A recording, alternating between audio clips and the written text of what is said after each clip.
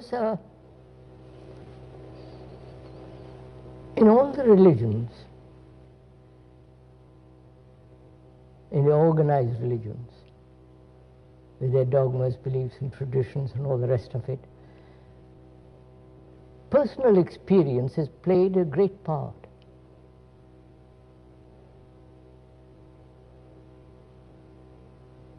The person has become extraordinarily important.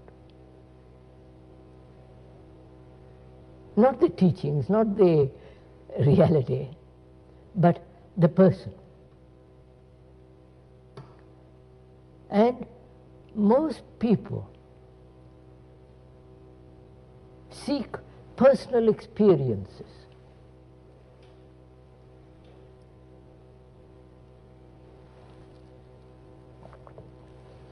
And if it is a personal experience of a person, then it has very little validity. Because that experience may be merely a projection of one's own intentions, fears and hopes and all the rest of it. So personal experience has very little validity in religious matters. And yet man, human beings, right throughout the world have emphasized the person. The person represents to them the tradition, the authority, the way of life,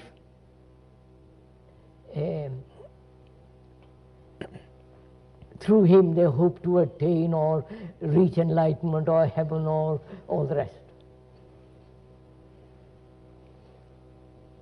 Personal experience has really no value at all where truth is concerned.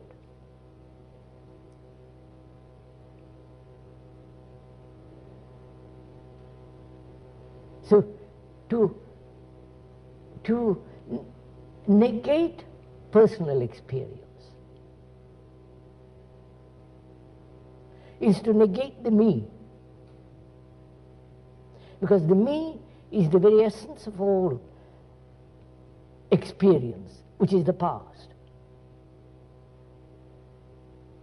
And when the religious people go on missions or come over to this country from India and so on, they're really doing propaganda,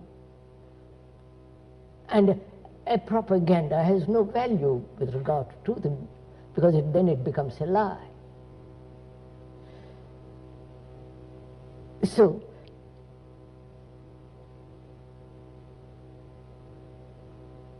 if one puts aside totally, completely all experiences of men, of human beings,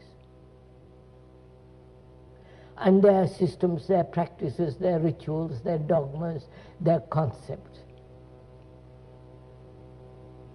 That is, if one can actually do it, not theoretically, but factually, say, wipe it all out.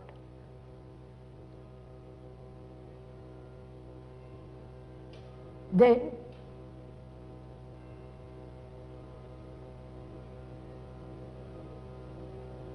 what is the quality of the mind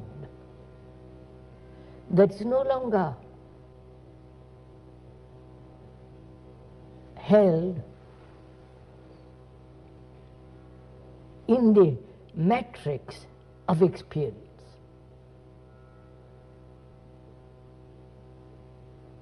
Because truth isn't something you experience.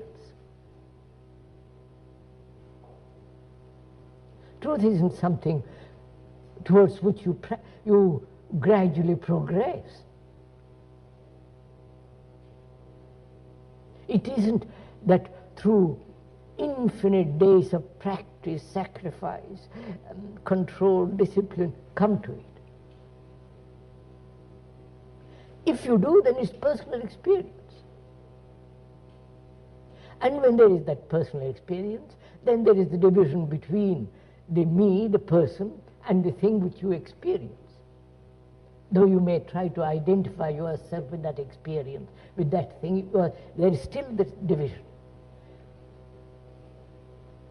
Seeing all this,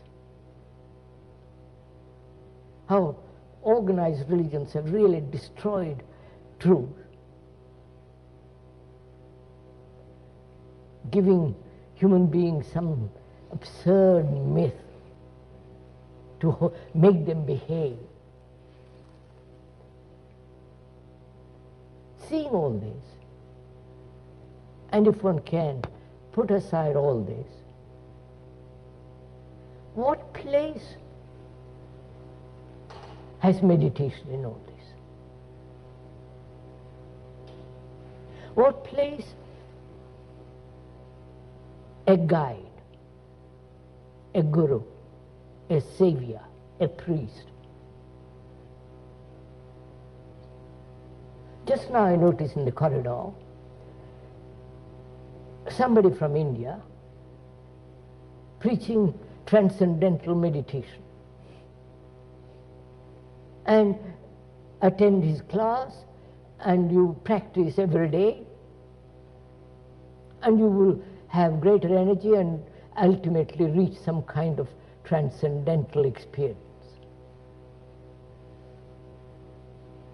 And that it really is quite, I can't put it too strongly, it is really a great calamity when such things happen to people.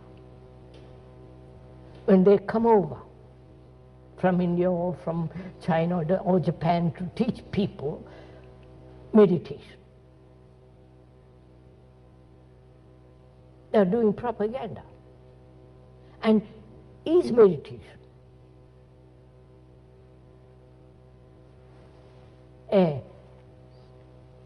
a thing that you practice daily, which means practice means conforming to a pattern, imitating,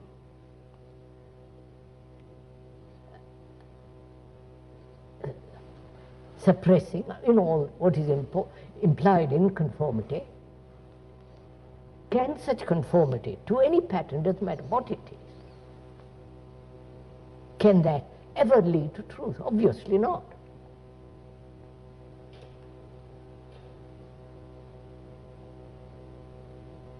Then what is meditation? If practicing a system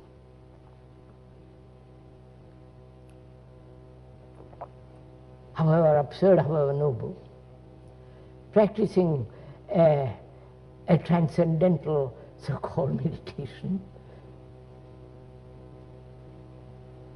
if you see the falseness of it, actually see the falseness, not just theoretically, actually see that it has no meaning, then what is meditation?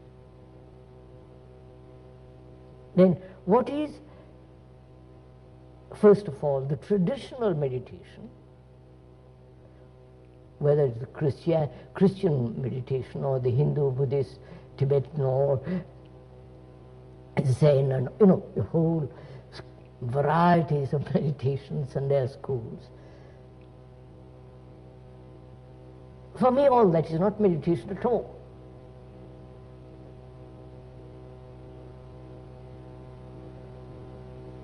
Then what is meditation? Perhaps we could discuss that, could we? Yes, I think so.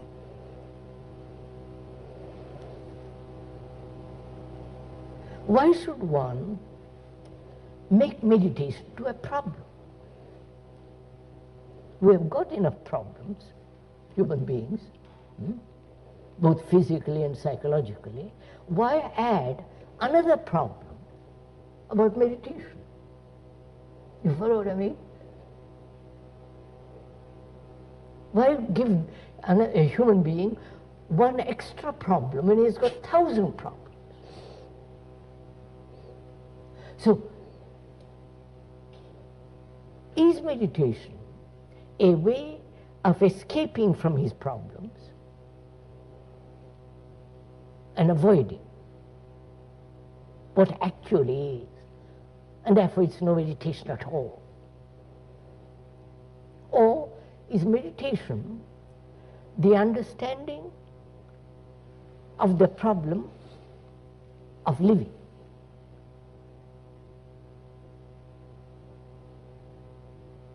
Not avoiding it, of the daily living with all its problems.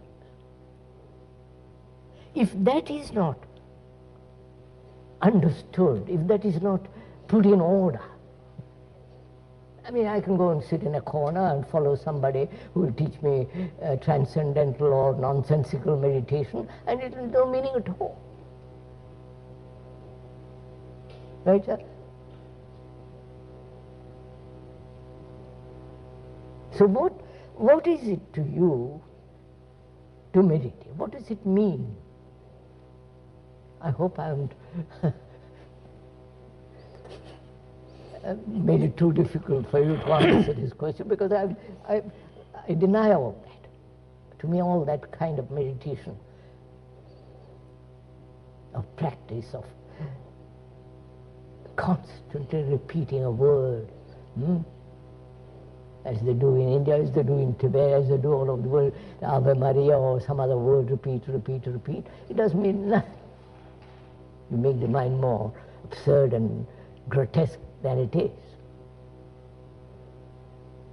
So, if I may, together, inquire into this question. Is it because it's a long established tradition that you must meditate, and therefore we meditate? I mean, a Brahmin boy, when I was a small boy, I vaguely remember being a Brahmin, you went through a certain ceremony. At that time, you were told to sit quiet, close your eyes, meditate, think about it. The whole thing was set going.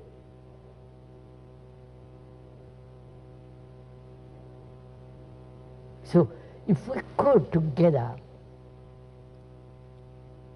examine and share what is meditation, what are the implications of it, why should one meditate at all?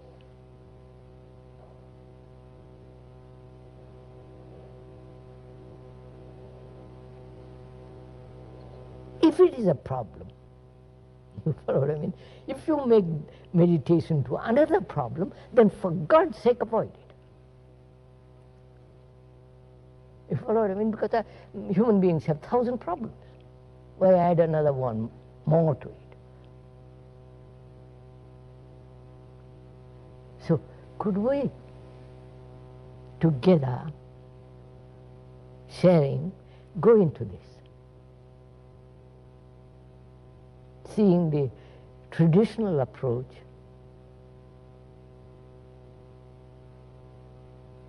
and seeing their absurdity. Because you see, sir,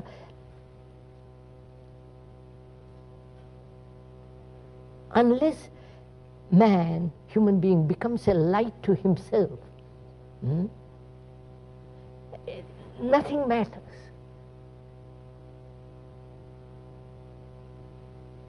Because if you are depending on somebody, then you are in a state of perpetual anxiety.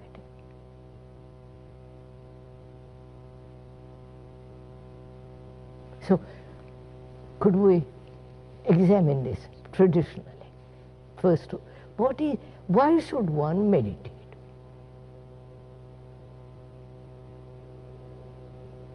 Don't you think in the living situation of a man that meditation happens as part of a life situation?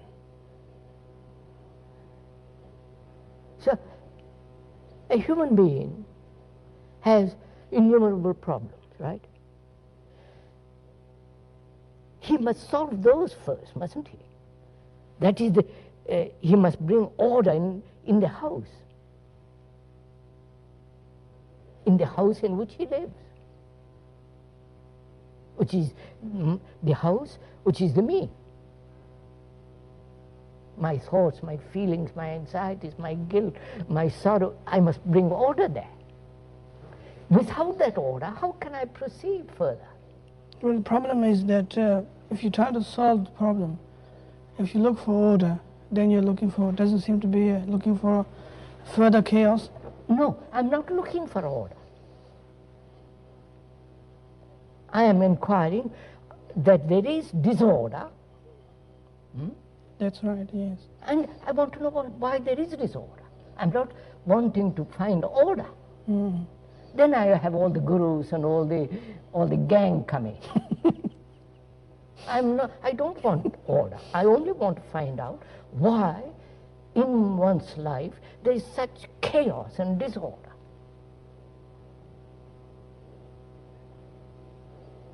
Well, and a human being must find out, not ask somebody to tell him why there is disorder. Well, you can't find out intellectually. Intellect is part of the whole structure. You can't deny the intellect. But you can't use intellect to solve the intellectual problem. No. You can't solve the problem at any level except totally.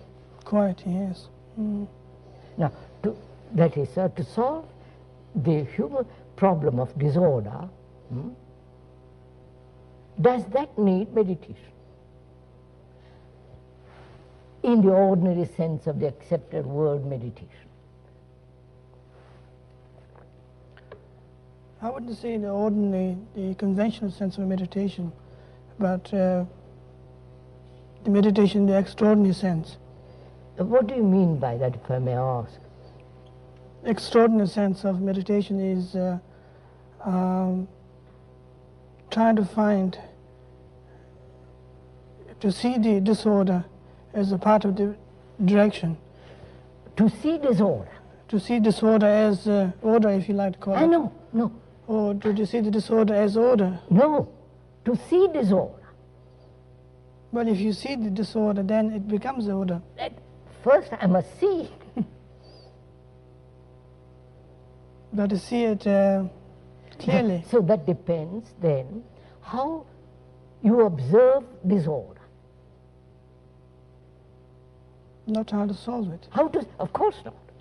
Because if you try to solve it, you solve it according to a pattern set. Set pattern. Which is the outcome of your disorder. That's right. Which is the opposite of disorder. So if you try to solve the disorder, it is always according to a preconceived idea of order. Whether it's a Christian order, Hindu order, whatever order. Socialist order, communist order. Whereas if you observed entirely what is disorder,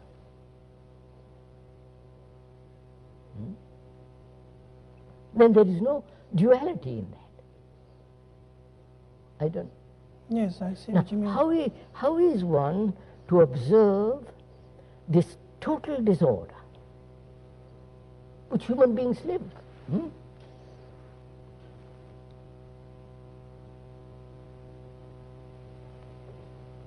The disorder that when you see a television, the commercials, the hectic violence, the absurdities, the human existence is a total disorder.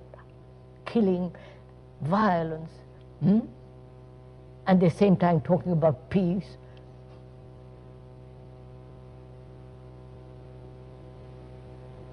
So we come to the question,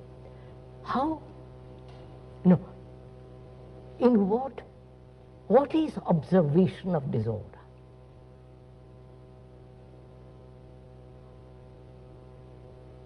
Do you see it from the me as separate and the thing which is disorder? Well, that's already disorder. Isn't it?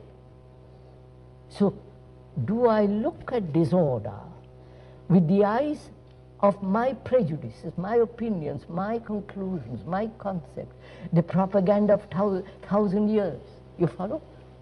Which is the me. So do I look at disorder without the me? And is that possible? So that is meditation. You follow, sir?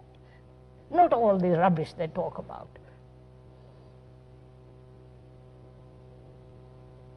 To observe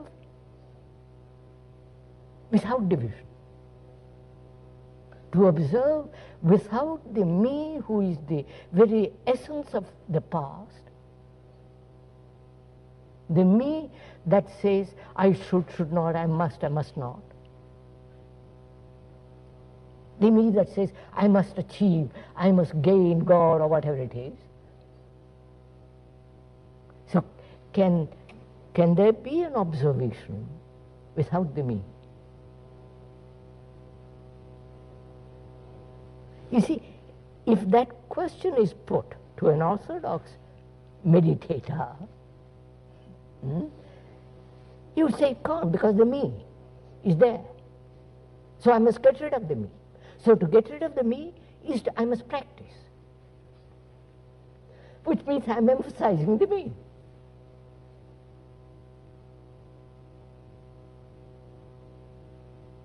So through practice, I hope to deny practice.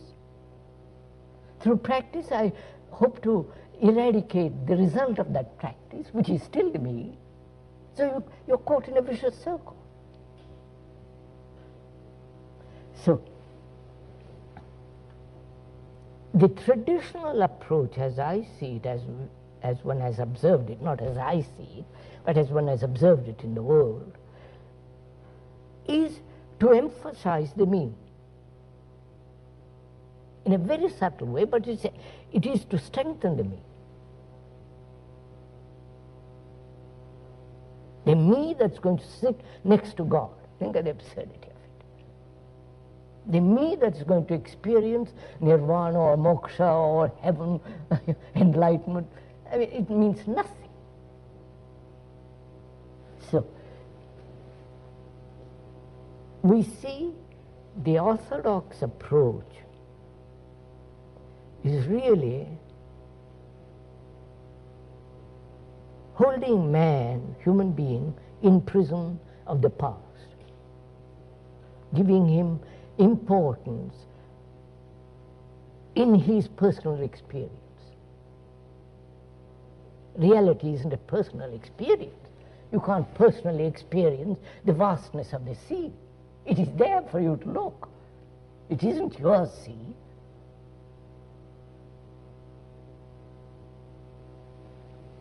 So if you put that aside, then the question arises, is it ever possible to see without the me? To observe this total disorder of the human beings, their lives, the way they live, is it possible to observe it without division?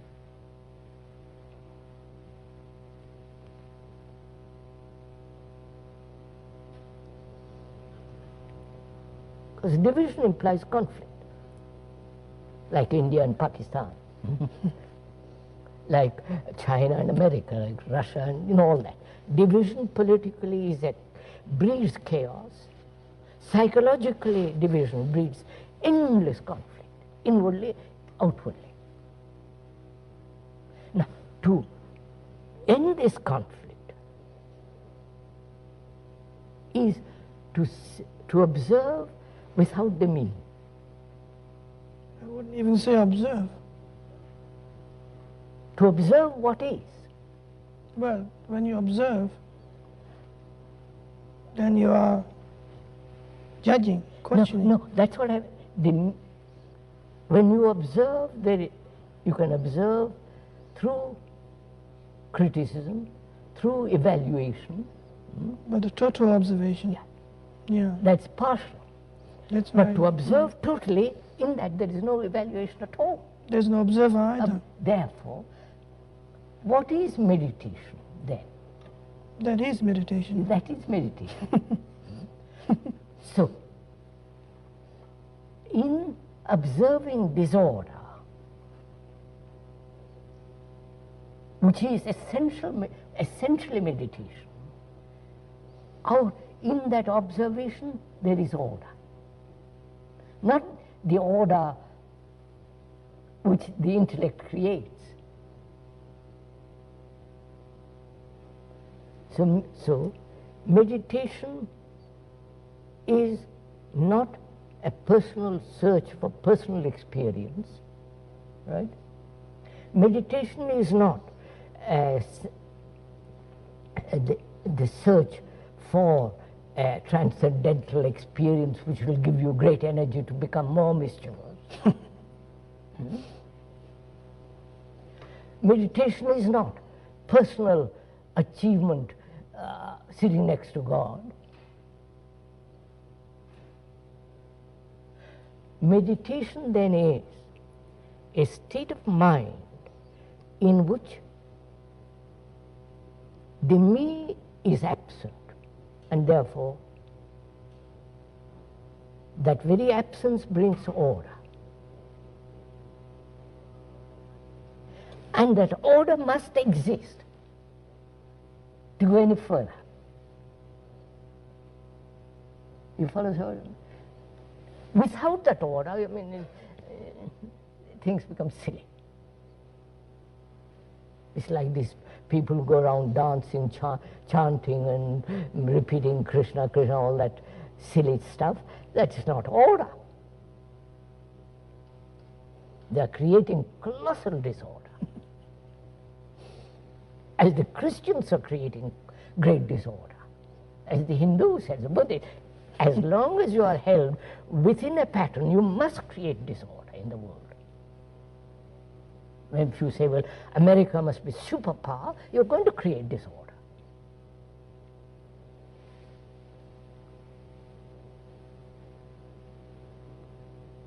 So then the next question, sir, from that arises, which is,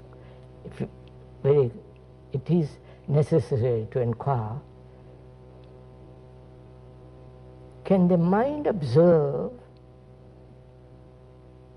without time, without memory, which is the material of the mind? Memory and time is the material of the mind.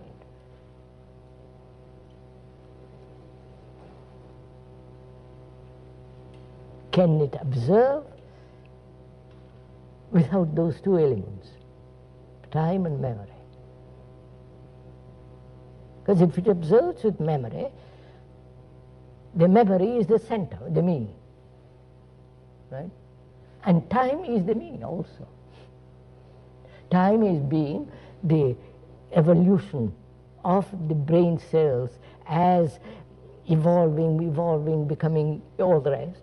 So can the mind observe without memory and time? Which is only possible when the mind is completely still.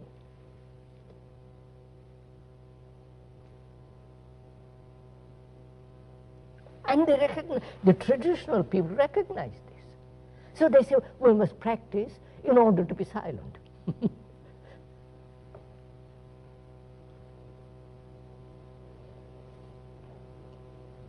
To control your mind, you know, the tricks they play.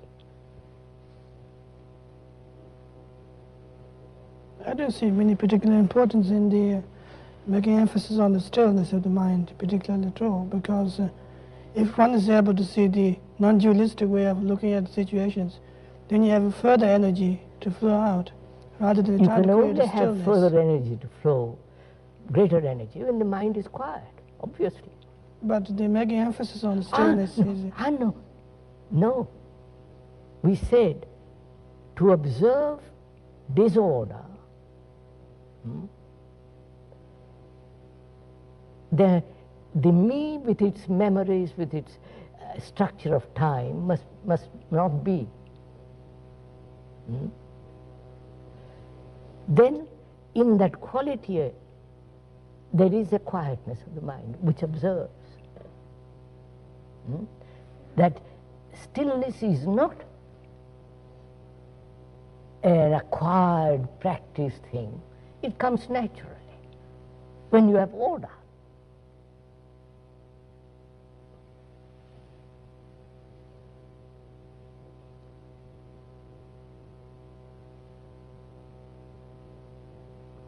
You see, sir, after all,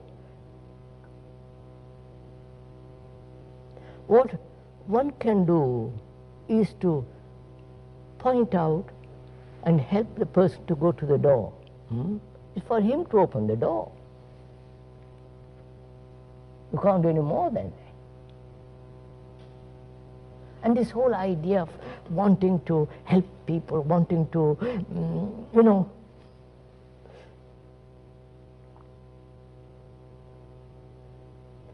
you become a do-gooder. And a do-gooder is not a religious man at all.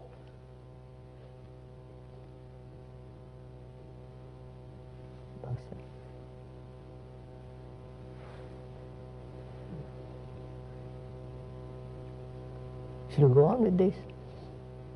I think so.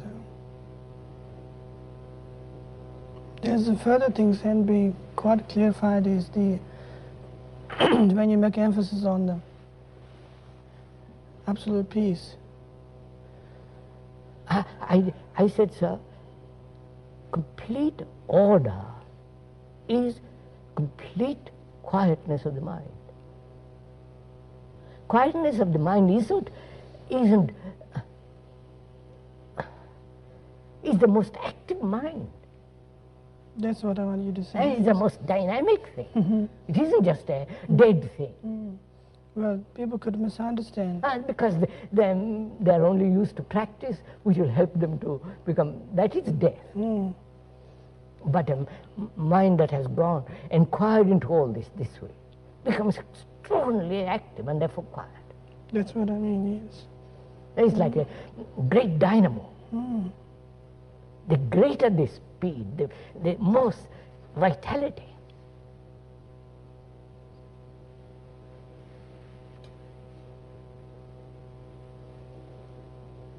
Of course, the man, I don't know, is seeking more energy. He wants more energy to go to the moon, to go and live under the sea. You follow, he's striving to have more and more and more. And I think this search for more does lead to disorder.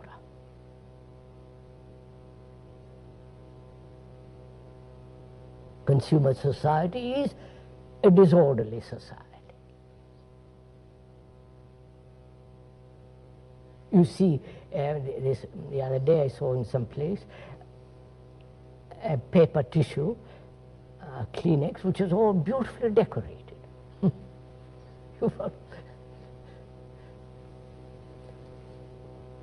So, our question is, does the observation of disorder bring order? That's really a very important point, because for us, for most people,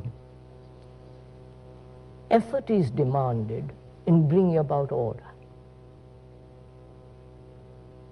Because human beings are used to effort, struggle, fight, suppress, force oneself. Now, all that has led to disorder, socially, outwardly and inwardly. Right? And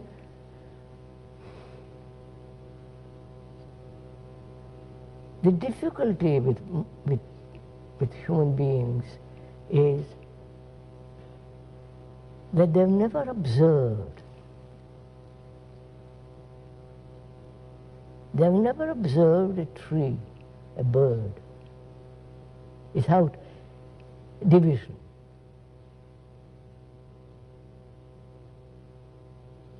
Since they have never observed totally a tree or a bird, they can't observe themselves totally. They can't see the total disorder in which one lives. There is always an idea, partially, there is somewhere in me there is order which is looking at disorder. You follow what I mean? So they invent the higher self, which will put order, which will bring about order in disorder.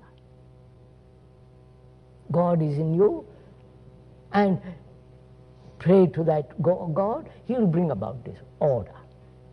Always this effort. What we are saying is that where there is the me, there must be disorder. And if I look at the world through the me, the world outside or the world inside, there is not only division which brings conflict, that division creates chaos in the world, disorder in the world. Now, to observe all that totally,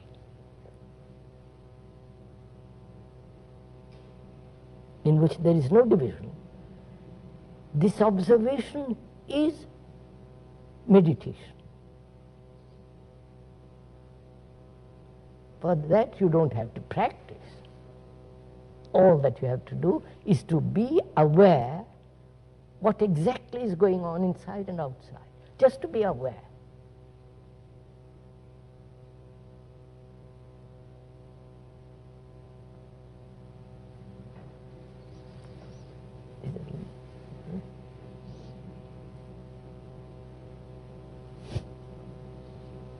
Is that enough?